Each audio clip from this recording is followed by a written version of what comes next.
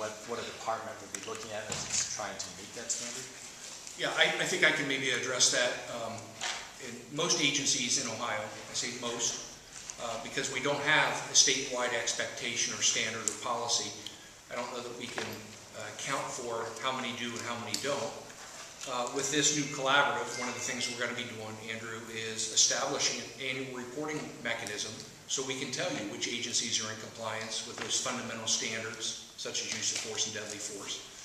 But for the Highway Patrol, for example, because I came from that as a career, the policy says there's two mechanisms that you can use deadly force when either your life is in danger, immediate danger, or someone else's. Those are the two.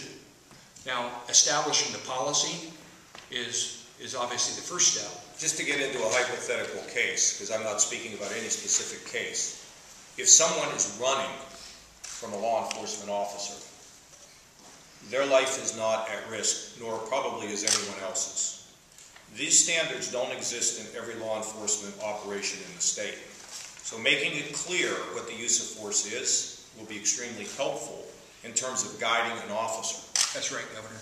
And in addition to establishing that policy, which many agencies have, many agencies across the United States and in Ohio share a very, very similar policy, but ensuring that every officer knows what that policy is, can articulate that policy, and more importantly, follows that policy. Because sometimes things occur, and they may or may not necessarily be a violation of law, but they could be a violation of that agency policy, that basic standard. So that's an example of it. So as a follow-up, Governor, you talked about the stick here is publishing, I think, lists and a report of departments that might not be complying, but is there anything else that's going to encourage or force departments to comply? Well, I mean, number one is we're probably going to have some grants available. I don't know what they're going to do. I'm not structuring this. I don't want to get ahead of myself. But there will be money available to achieve certain things. Now, there are other ways in which, beyond a report, would you like me showing up on your doorstep with about 4 or 5 cameras? Would you like me going to your city council telling you that why aren't you adopting these standards? Do you know what would happen in a law enforcement area if somebody doesn't pay attention to this and they shrug their shoulders or turn their back? Do you have any idea the kind of explosion that occurs inside that community? So it's both, and I'm also a believer, just like I did on the opiates, the drug opiate issue. Give people a chance to comply. Am I right, Chief? Give them a chance to comply. They don't comply, they're going to feel the heat. Now, we could think about cutting off the grants. Okay, we could say, okay, we'll take away your grant for training. I'm not sure that's the smartest thing. So I'm always looking for leverage.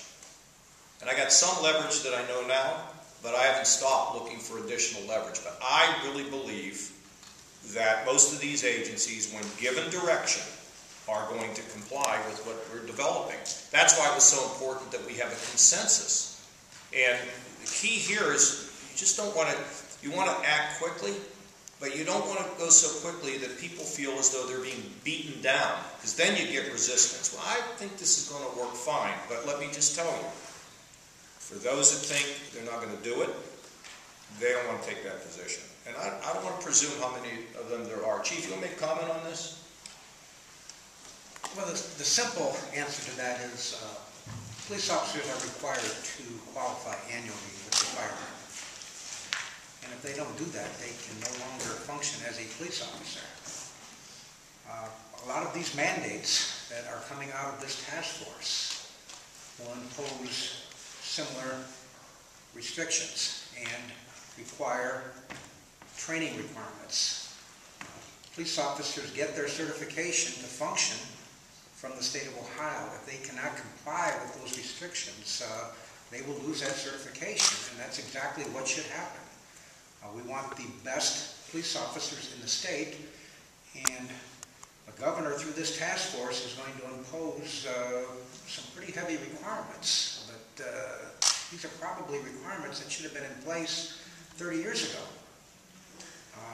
We want to be the best, and we all have a genuine interest in being the best. And if there are police departments out there, and granted, there are a lot of small police departments in Ohio, if they cannot meet these requirements, then maybe they should be thinking about contracting with their sheriff's office or combining with other departments, or coming up with innovative ways to meet those requirements. And we'll work with them. Or they're going to lose that certification and they're not going to be able to continue as a police department.